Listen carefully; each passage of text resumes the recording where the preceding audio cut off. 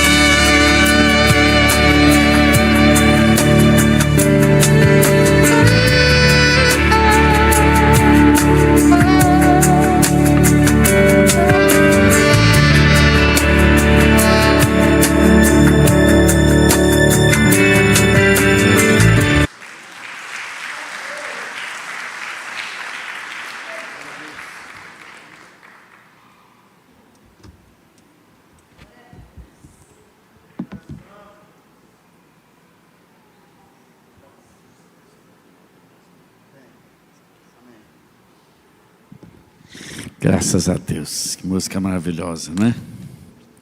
A música, como diz o pastor Rogério hoje de manhã, ela fica gravada no nosso coração, né? Às vezes uma palavra que você ouviu, nem quem pregou às vezes lembra depois, mas a música ela fica gravada em nosso coração. Não é à toa que o maior livro da Bíblia é um livro de músicas, né?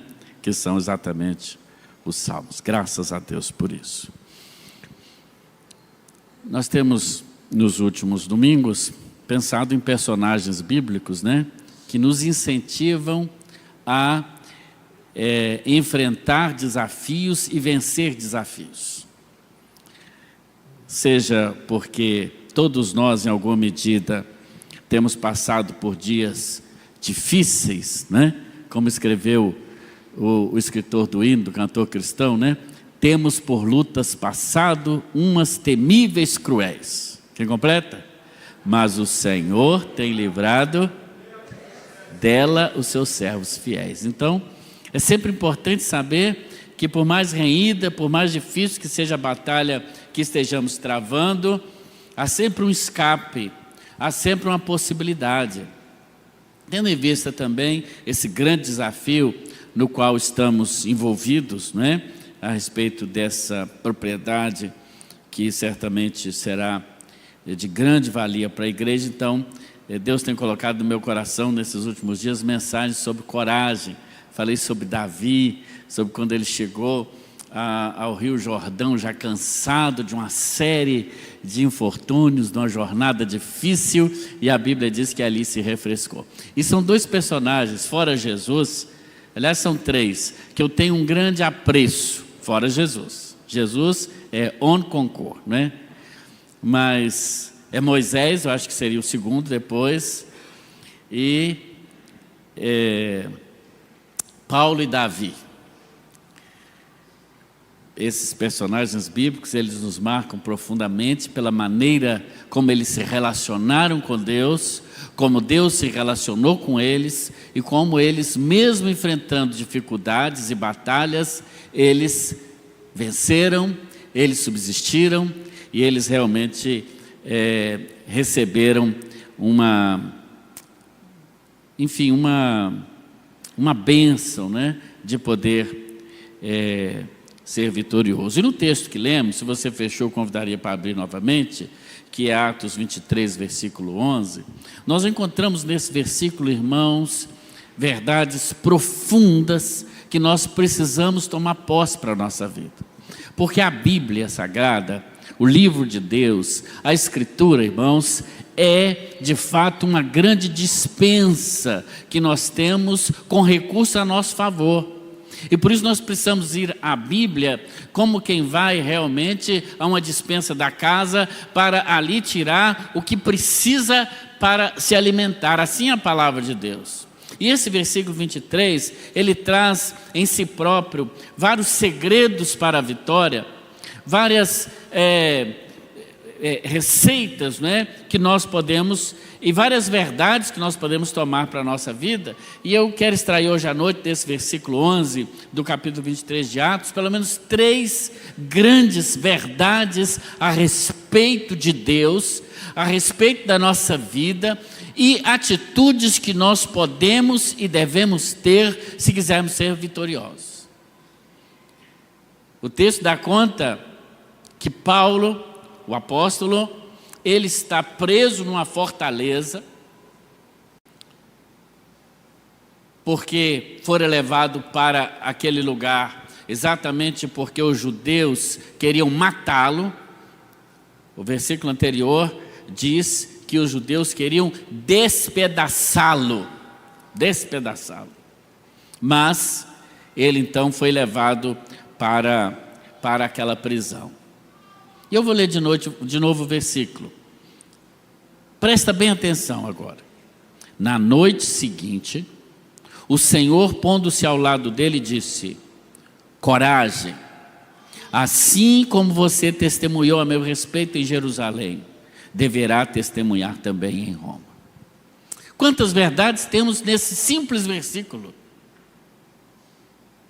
E a primeira verdade que nós podemos tirar aqui é que o apóstolo Paulo, embora estivesse desanimado, o texto não diz exatamente a situação espiritual ou a situação emocional do apóstolo Paulo, mas para mim, eu penso que ele estava profundamente desencorajado, que ele estava profundamente desanimado, talvez de pregar o evangelho, desanimado de levar adiante aquela mensagem para o qual ele próprio fora escolhido pelo próprio Deus, escolhido que fora como um vaso de Deus para levar a mensagem do Senhor aos não-judeus, que a Bíblia chama de gentios. Somos nós, todos que não somos judeus.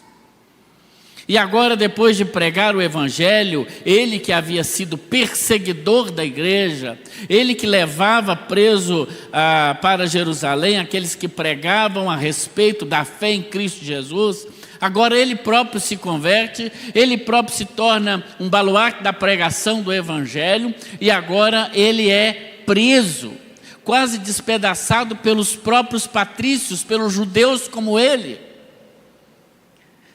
Um preço, talvez muito grande para alguém pagar pelo evangelho. Mas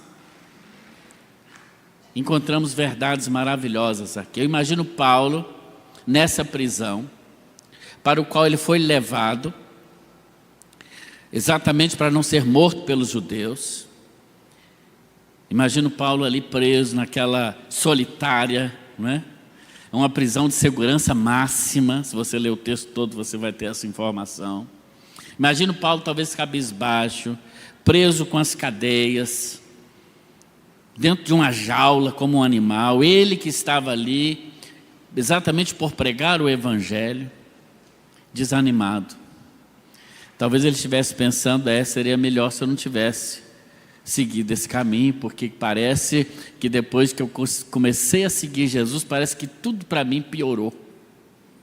Eu já escutei gente falar assim. Parece que depois que eu comecei a tentar acertar a minha vida com Deus, as coisas desandaram, está dando errado. Talvez ele estivesse com esses pensamentos. Talvez ele pensasse assim, se eu escapar daqui, eu vou voltar para a minha profissão de fazer tendas. Ele era um fazedor de tendas. Era assim que ele ganhava o seu dinheiro. Vou largar esse negócio de evangelho para uma banda, porque não compensa. Se eu fosse um mero fazedor de tendas, eu estava lá no meu ateliê, na minha fábrica de tendas, ganhando uma grana. Poderia ter uma esposa para ir comigo nas minhas viagens, porque talvez uma das dificuldades de ele ter uma família é exatamente porque cada dia ele estava num lugar, não há família que possa realmente acompanhar dessa maneira. Eu imagino Paulo realmente desanimado, pronto a desistir de tudo. Você já se sentiu assim?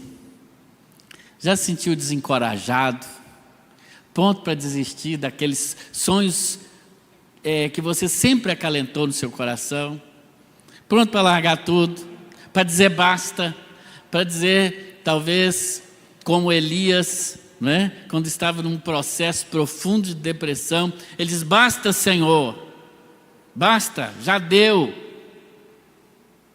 eu não sou melhor do que os meus pais, pode me levar, eu quero morrer. Esse é o quadro da prisão. Agora eu quero que você transfira sua mente para um outro quadro, que não está na Bíblia, mas que eu imagino. Eu queria que você imaginasse comigo.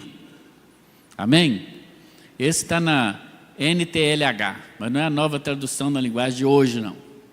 É a nova tradução na linguagem do Hélio. Eu imagino o céu. Eu não sei como é que é no céu, nós vamos chegar lá, vamos saber como é que é, mas eu imagino assim.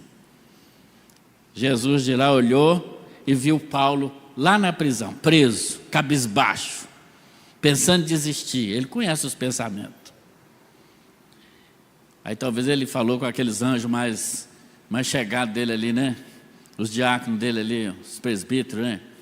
Falou assim, ô Gabriel, olha só como é que o Paulo está lá embaixo. Jesus, olha como é que ele está. Ele falou, eu mesmo, né? Que ele é o Jesus. Que coisa. Aí o Gabriel talvez tenha falado assim, viu, pastor João Pessoa? O senhor perdoa e depois você heresia o que eu estou falando. Jesus, vamos lá, deixa que eu vou lá. Pego meu moto-anjo aqui, rapidinho eu chego lá. Eu fui falar com Maria dia desses, então para mim é tranquilo. Aí Jesus olhou assim de novo, pensou assim, não, a parada ali é difícil. Não dá para anjo ir lá não.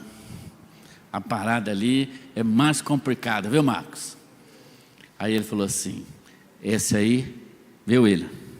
Eu não ensino isso lá na sua escola dominical, não. Esse aí é para mim, eu que vou ter que ir lá. Porque você prestou atenção no texto? A Bíblia diz assim, no dia seguinte, quem apareceu para ele? O Senhor, está com letra maiúscula, inclusive, na sua Bíblia. O Senhor pôs-se ao lado dele. Não foi um anjo, não foi um arcanjo, não foi o Ananias que foi lá dessa vez, porque da outra vez ele mandou o Ananias. Não foi. Ele falou, agora é eu que tenho que ir lá. E eu imagino o Senhor Jesus aparecendo naquela prisão, junto com aquele que era o vaso escolhido para pregar a salvação aos gentios. Imagina Jesus talvez pondo a mão dele, porque ele estava do lado, a Bíblia diz que ele estava do lado, e dizendo isso, coragem, Paulo, coragem, assim como eu fui com você em Jerusalém, eu continuo com você, e você vai para Roma. Que maravilha, irmãos. Então a primeira lição que eu tiro disso, eu quero que você tire também, em nome de Jesus, hoje à noite, é essa: coragem, coragem, você é amado por Deus. Viu, Ciro? Coragem, fala aí para Raquel, Ciro. Coragem, Raquel, você é amado por Deus. Coragem, você é amado pelo Senhor. E Ele está aqui agora, como esteve com Paulo naquela prisão. Porque Ele que garantiu, eis que estou convosco todos os dias, até a consumação dos séculos. Coragem, você é amado pelo Senhor. A Bíblia diz que Jesus apareceu a Paulo pelo menos 3 vezes. A primeira foi no caminho de Damasco, os irmãos se lembram, em Atos 9, e ele está narrando aí também no capítulo 22, por isso que eu pedi para você deixar a sua Bíblia aberta. Passa uma página para trás, para o capítulo 22, nos versículos 6 e 7, Paulo está contando no seu discurso como foi o seu encontro com Cristo. Ele diz, capítulo 22, 6 e 7, por volta do meio-dia, eu me aproximava de Damasco, quando de repente, uma forte luz vinda do céu brilhou ao meu redor. Eu caí por terra e ouvi uma voz que me disse, Saulo, Saulo, por que você está me perseguindo? Então eu perguntei, quem és tu, Senhor? E ele respondeu, eu sou Jesus, o Nazareno, a quem você está perseguindo. Esse é o primeiro encontro de Jesus pessoal com Paulo. Paulo não viu realmente Jesus pela narrativa. Ele viu uma luz que o deixou cego e ouviu a voz que dizia, Saulo, Saulo, por que me persegues? Ele disse, quem é, Senhor? Ele disse, eu sou Jesus, o Nazareno, aquele a quem você está perseguindo. A segunda vez que o apóstolo Paulo teve um encontro com Cristo, está no capítulo 22 também, versículos 17 a 21, ele diz, quando eu voltei a Jerusalém, estando eu a orar no templo, caí em êxtase e vi o Senhor que me dizia, depressa, sai de Jerusalém imediatamente, pois não aceitarão o seu testemunho. Eu respondi, Senhor, esses homens sabem que eu ia de uma sinagoga a outra, a fim de prender e açoitar os que creem em ti.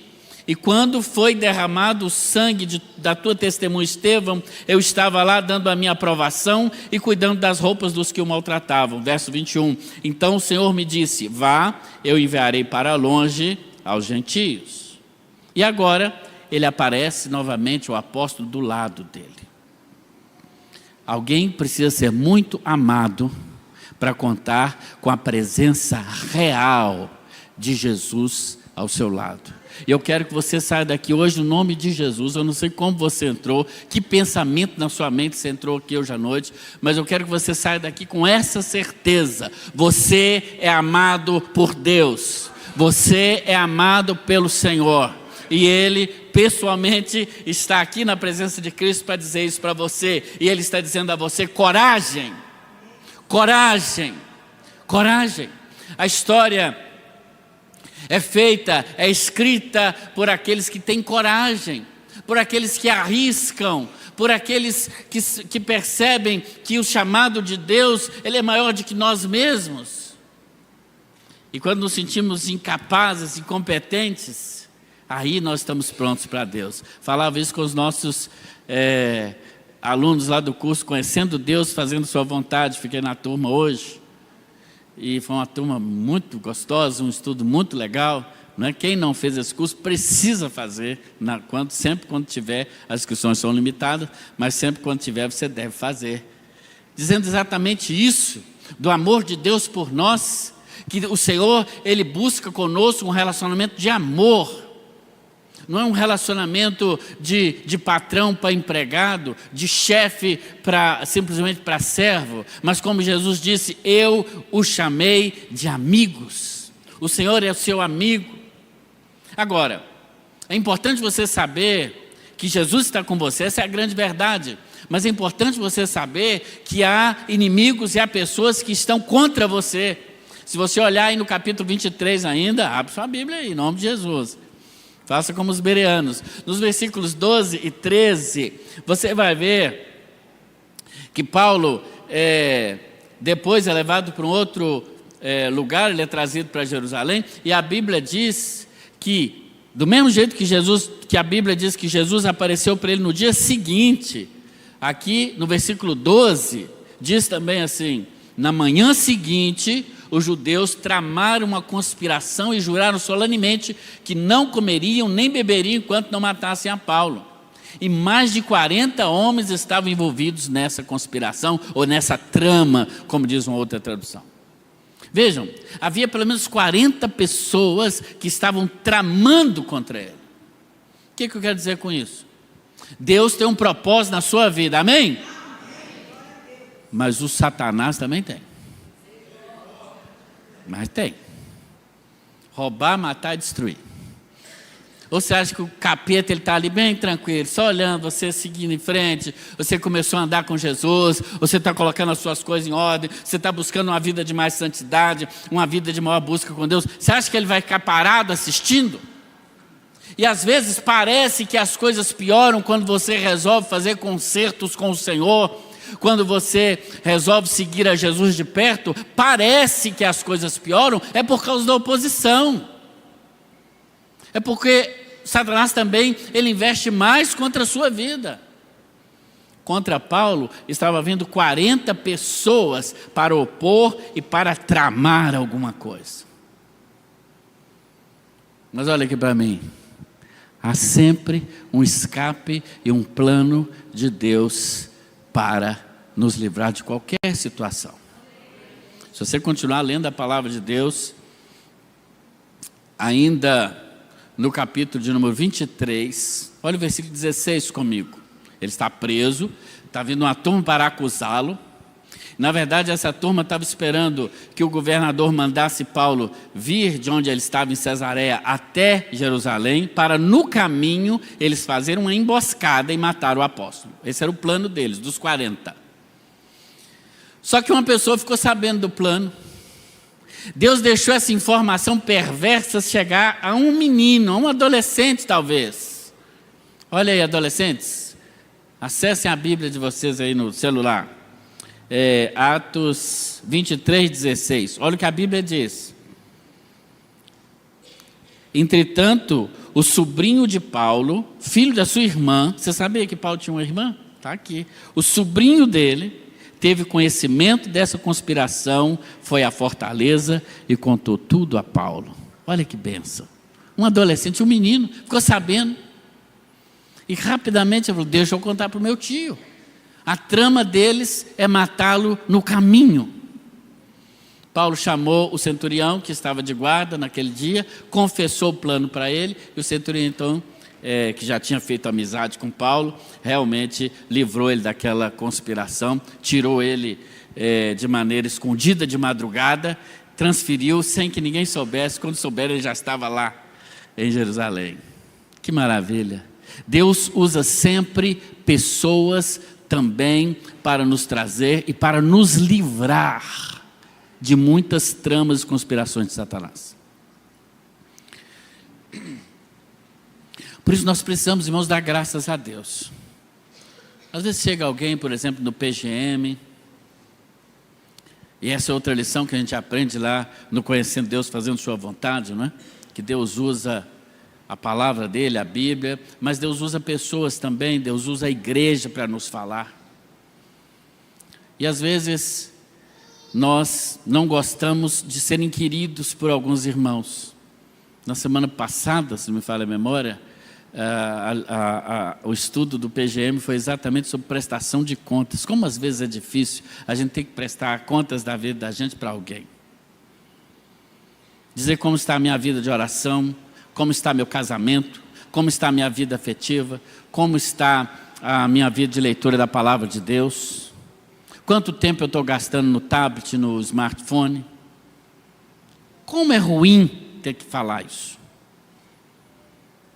Porque nós falhamos na primeira prova de prestação de contas. Lembra? Depois do pecado, a primeira pergunta da Bíblia qual é? A primeira pergunta da Bíblia é: Adão, onde estás? Gênesis 3, 9, se não me engano. E a segunda pergunta da Bíblia também fala sobre prestação de contas.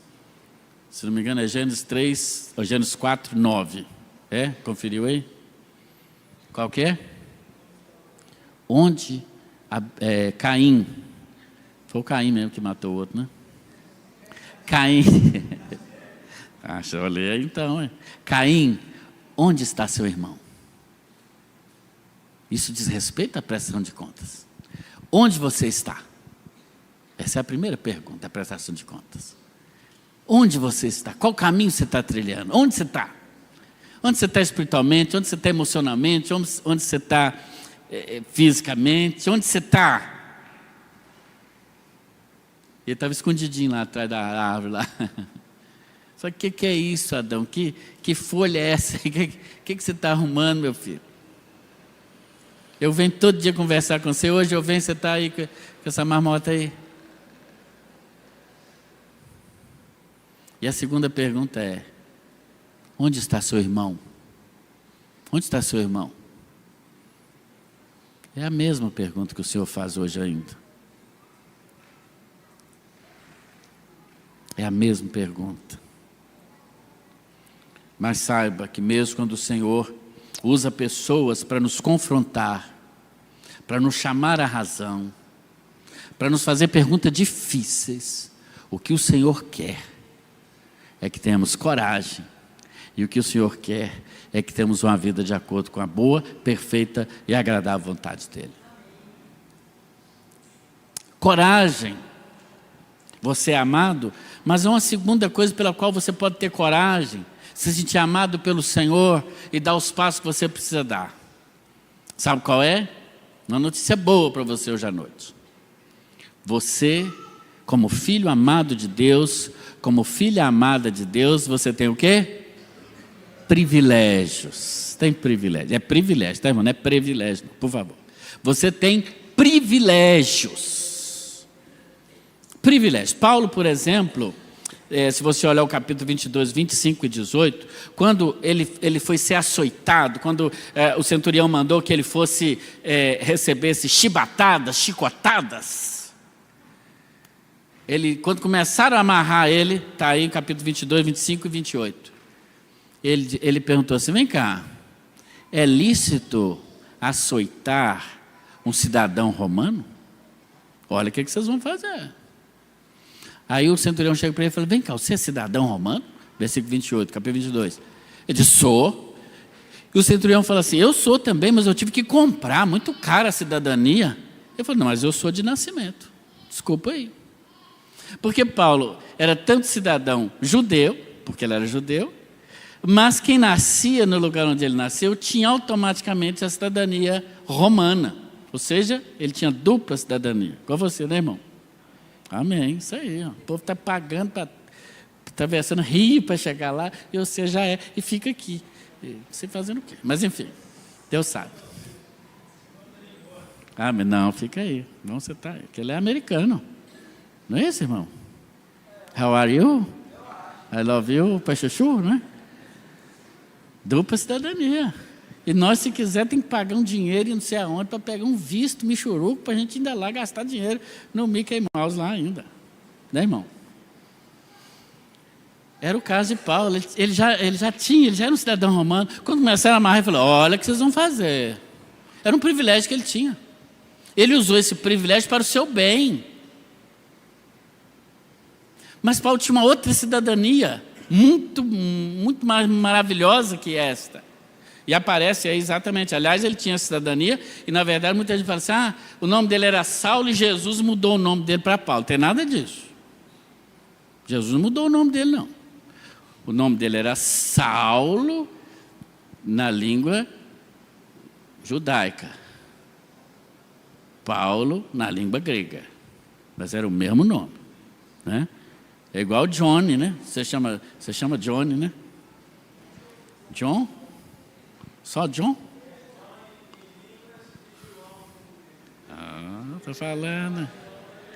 Tô falando que a menina é poliglota. Poliglota.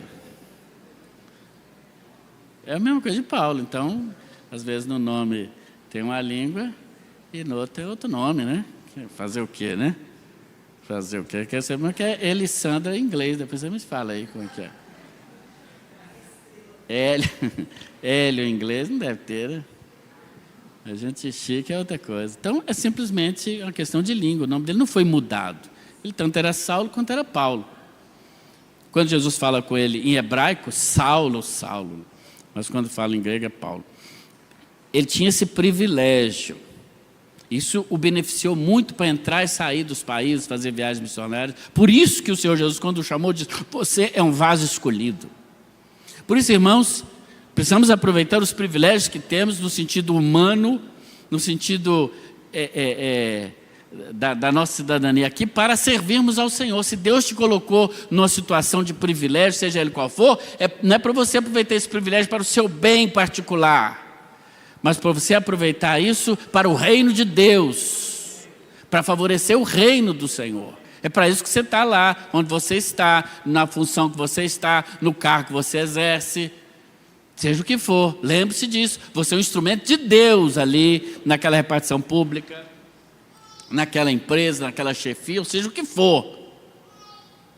Mas ele tinha uma outra cidadania maravilhosa, que está aí também no capítulo 24 agora, no versículo 5 e 14. No versículo 5 do capítulo de número 24, lemos assim: verificamos que este homem é um perturbador, que promove tumulto entre os judeus pelo mundo todo. E ele é o principal cabeça da seita dos nazarenos. Pode ficar tranquilo, irmãos, estou aqui. Amém? Pode virar para cá, em nome de Jesus. Nossos diáconos vão resolver lá. Olha para cá, em nome de Jesus. Aí, Satanás não quer que você escuta, tá? Mas você precisa escutar essa mensagem. Amém? Então preste atenção aqui. Em nome de Jesus. Aí, os opositores de Paulo estão chamando ele da seita dos nazarenos. Tem gente que fala que nós evangélicos somos seita, né? Ei, Paulo era de uma seita, né? A seita dos nazarenos. Não tem problema nenhum ser da seita. O importante é estar seguindo a palavra de Deus. A religião oficial era o judaísmo. O cristianismo era uma seita. Hoje tem gente que chama a gente de seita também. Diz: vocês saíram de tal lugar. Saímos de lugar nenhum. Nós seguimos a palavra de Deus, em nome de Jesus. Né? Agora, se por seita é aquele que segue a palavra de Deus, amém. Somos com muito orgulho, em nome de Jesus. Ele era um cidadão que seguia a Cristo. E depois, ainda no capítulo 24, mas agora no versículo 14, nós lemos assim: confesse, porém, que adora o Deus dos nossos antepassados como seguidor do caminho. Do caminho. Veja que a palavra caminho está aí em letra maiúscula, percebe? Com C maiúsculo. Ele se disse seguidor do caminho. Quem era o caminho que disse lá em João 14,6? Jesus. Ou seja, ele tinha uma outra cidadania. Ele era cidadão do céu.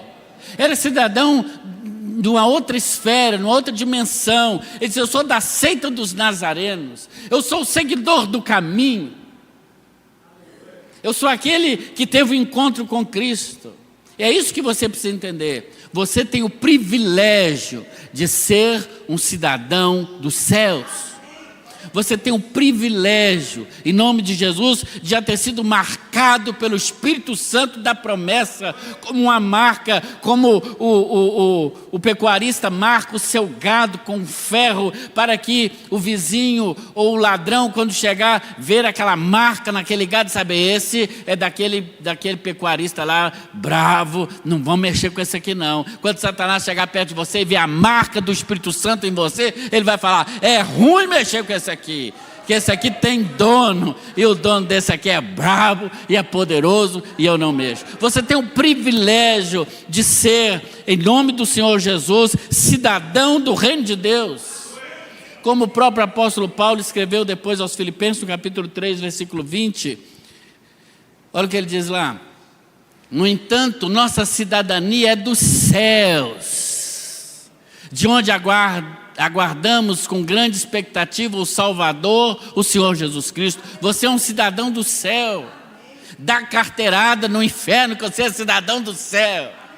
Quando Satanás quiser te amarrar em alguma confusão dele, você fala assim, olha o que você vai fazer comigo, que eu sou cidadão do céu. Em nome de Jesus. Quem é você em Cristo? Você foi adotado como filho de Deus. É o próprio apóstolo Paulo que, escrevendo aos Efésios, capítulo 1, versículo 5, ele fala como Deus nos adotou e diz, e nos predestinou para filhos de adoção por Jesus Cristo para si mesmo. Há um propósito na sua vida desde a fundação do mundo, conhecido por Deus, e agora é o próprio Senhor que te adotou como filho. Filho de Deus. Quando o inimigo vier, os 40 que montarem uma trama contra você, ele vai dizer, não mexe naquele ali não, que aquele é filho do homem. Aquele é filho. E ele faz tudo pelo seu filho. Não é assim os pais e mães aí? Você não faz tudo pelo filho? Você deixa de comer pelo filho? Então, você é filho de Deus. Quem é você em Cristo? Você agora é da família de Deus. Olha o que Paulo escreve aos Efésios capítulo 2, especialmente o versículo 19, quando ele diz exatamente assim, assim vocês já não são mais estrangeiros, nem forasteiros, mas concidadãos dos santos e da família de Deus. Olha aqui para mim, você tem uma família, a família de Deus. Você, por mais que talvez você pense que a sua vida é um desastre, que você é fruto do acaso, que você não devia nem existir, eu quero dizer a você hoje em nome de Jesus, você é fruto da boa, perfeita, agradável vontade de Deus, e você, tendo Cristo como seu Salvador, é da família de Deus. Privilégio daqueles que têm Cristo no coração, daqueles que já fizeram de Jesus o Senhor da sua vida. E outro privilégio tão bom quanto todos esses outros, para citar apenas alguns. Quando Paulo escreve aos Romanos, no capítulo 8, versículo 1, ele diz, portanto, agora, é o advérbio de tempo, hein? Agora, ou seja, houve um tempo em que não éramos, nós éramos condenados. Mas ele diz, agora, depois que vocês entregaram sua vida a Jesus, não há nenhuma condenação para os que estão em Cristo Jesus, para aqueles que não andam segundo a carne, mas que andam segundo o Espírito Santo de Deus. Nenhuma condenação, nenhuma condenação, nenhuma condenação. Mas pastor, tem uma maldição hereditária sobre mim. Olha o texto bíblico. Nenhuma condenação para aqueles que estão em Cristo Jesus. O sangue do Senhor Jesus Cristo nos purifica de todo pecado. É privilégio que você tem. Paulo tinha os seus privilégios, nós temos os nossos. Coragem, você é amado pelo Senhor. Ele está do seu lado. Ele vem pessoalmente. Coragem, você tem privilégios em Deus por meio de Cristo. Coragem, Luciano. Coragem. Porque tudo isso resulta em algo importante, é que você tem uma missão. Você é amado por Deus, você tem privilégios, mas lembre-se tudo isso é porque você tem uma missão, um propósito. Volta lá no capítulo 23, versículo 11, que foi o texto que lemos. No final você encontra a missão. Capítulo 23, versículo 11.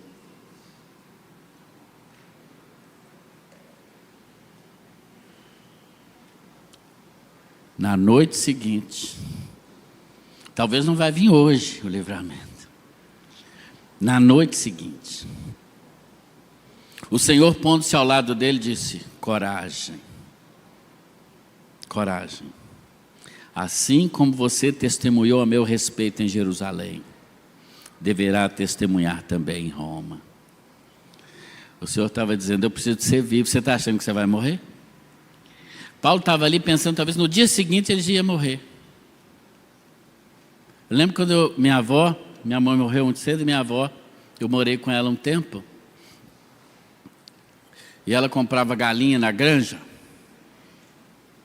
Ia na granja, comprava galinha. Hoje não tem mais galinha viva. Tem, Célio? Você que sabe tudo. Aqui em Valadares tem. No mercado tem.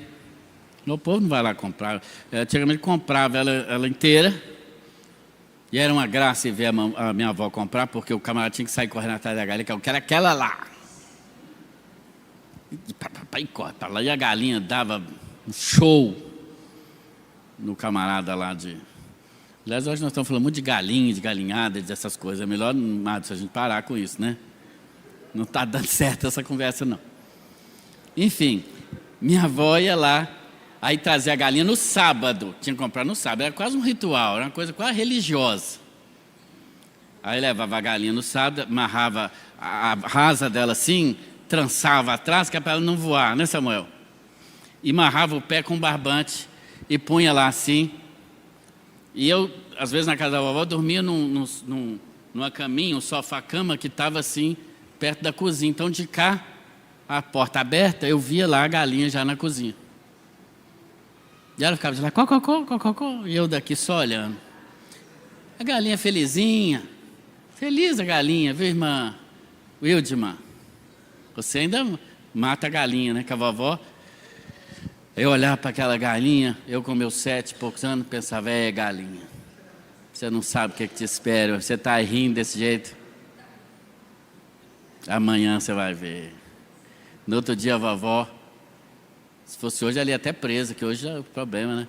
Ela ia lá, pegava a galinha, pisava assim na asa, irmão, era quase uma tortura. Pegava o pescoço da bichinha, arrancava umas peninhas assim e cortava o pescoço dela. Ela dava uns tremelicos assim. É tenso. Você conhece a galinha só do prato? Tem todo um processo. Depois, fiava ela num negócio de água fervendo, para sair a pena, né assim, irmã? E era uma confusão. Depois botava no fogo para sapecar aqueles que ainda ficavam sobrando. E eu tinha uma dó da galinha, irmão. Meu coração partia. Mas no outro dia, quando aquele estava num macarrão, num negócio assim, eu nem lembrava que... No sábado seguinte, o processo vinha todo de novo. Eu imagino Paulo ali, naquela cadeia, igual a galinha da vovó lá, só esperando o dia seguinte. Mas Jesus apareceu para ele. O plano de decapitar, de arrancar as penas, para ele não funcionou. Porque Deus tinha outro plano, amém? Porque Deus tinha uma missão para ele. O plano de Deus para a vida dele não tinha terminado. Deus falou: não acaba aqui. Acabou depois, a verdade, né? A tradição da igreja diz que Paulo depois morreu decapitado por ordem do imperador. Mas Deus tinha um plano, ele precisava ir em Roma.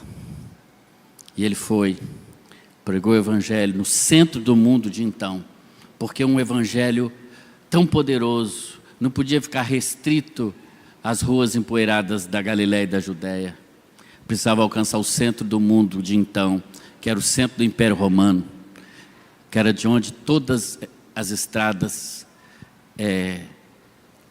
chegavam e saíam para todos os lugares do mundo. Então, o chamado Mediterrâneo, ou seja, o meio da terra. Então era dali que todas as estradas saíam. Todos os caminhos, diziam eles, levam a Roma. Era necessário que eles estivessem em Roma para que esse evangelho fosse irradiado. E se nós estamos hoje aqui como uma igreja cristã, devemos a Deus, é claro, mas na pessoa desse homem de Deus, Saulo de Tarso, ou Paulo.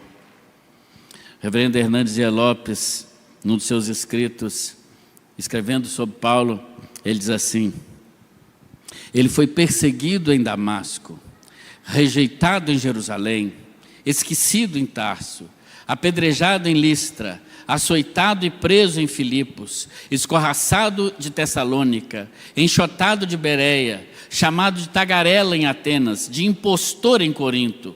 Enfrentou feras em Éfeso, foi preso em Jerusalém, acusado em Cesareia, enfrentou um naufrágio na viagem para Roma, foi picado por uma cobra em Malta e depois foi preso em Roma. Tá bom para você? Mas ele tinha uma missão. E porque ele não desistiu, porque ele ouviu aquela palavra, coragem, é que o evangelho chegou até nós, gentios que somos. Agora olha aqui para mim em nome de Jesus. Não sei como chegou aqui hoje à noite, não sei o que passa pela sua cabeça, não sei do que você está querendo desistir. Sei que você pode estar cansado, e parece que é um cansaço geral no mundo hoje, né? Os adolescentes estão num cansaço, menino.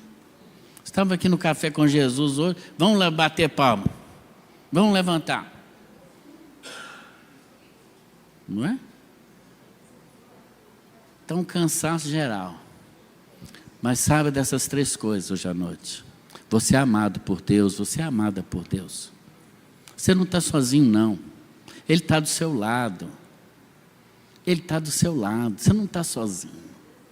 Você tem privilégios, você já entregou sua vida a Jesus, você tem privilégios dados por Deus, use esses privilégios. Você é filho de Deus, amado do Senhor. Jesus entregou a sua vida por você. Você tem o Espírito Santo como selo, a marca que habita a sua vida. E você tem uma missão. Pode estar desencorajado, pode estar triste, mas o Senhor ainda quer te usar. Eu queria que você baixasse a sua cabeça em nome de Jesus, que eu quero orar por você. Em nome de Jesus. E talvez você queira declarar publicamente isso. Eu quero orar pela sua vida. Eu quero simplesmente saber por quem eu vou orar agora. Você que entende que essa palavra é para você. Você que entende que de fato Deus te ama e me mandou dizer isso para você hoje à noite. Você que entende que você não está sozinho, mas que o Senhor está do seu lado e Ele vai trazer pessoas, talvez até da sua família, como no caso de Paulo, trouxe o sobrinho. Você entende que você tem privilégios como servo de Deus e que não está usando esses privilégios. Você está ouvindo mais a voz do inimigo. Mas você entende agora que Deus tem uma missão para você. E que Ele vai colocar isso no seu coração de maneira bem clara, como colocou para Paulo. Você quer dar uma resposta a essa mensagem? Eu queria que você ficasse em pé onde você está. Você entende que essa palavra é para você? Que eu quero orar pela sua vida. Você entende que essa palavra é para você? Pode ficar em pé onde você está, em nome de Jesus, que eu quero orar por você. É o Senhor dizendo a você, olha, coragem. Não acabou ainda, tem muita caminhada pela frente. Coragem, em nome de Jesus. Vários irmãos estão em pé, glória a Deus.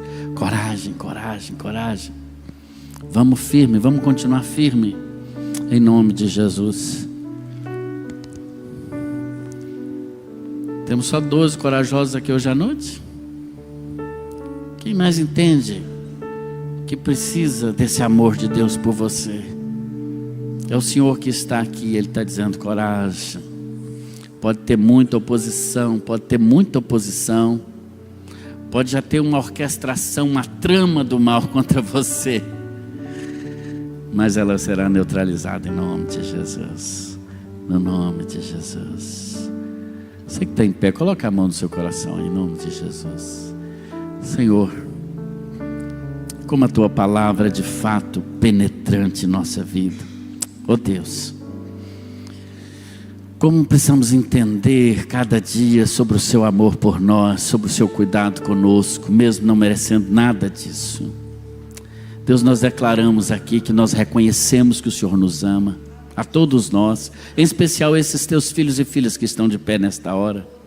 Estamos dizendo a Ti, Senhor, agora, reconhecemos o Teu amor, por mais que aparentemente talvez não percebamos, ou tão envolvidos com as nossas coisas, sentimentos, não percebamos esse amor, mas nós declaramos que cremos nele. Pai, ensina os Teus filhos e filhas, no nome de Jesus, a usar a cidadania do céu como um trunfo contra as hostes malignas, contra os planos contrários. E Deus, coloca claramente em cada um de nós, em nosso coração, a nossa missão, para que possamos, ó Deus, nos desvencilhar dela, nos desincumbir dessa missão bendita, e saber que o Senhor ainda conta conosco, até aquele dia em que o Senhor mesmo aparecer no céu, para arrebatar, para levar consigo a Tua igreja. Que até lá, Pai querido, o Senhor continue nos encorajando, como igreja. O Senhor continue nos encorajando com desafios maiores do que nós, para que possamos alcançar a Tua boa, perfeita e agradável vontade, no nome de Jesus. Amém. Graças a Deus.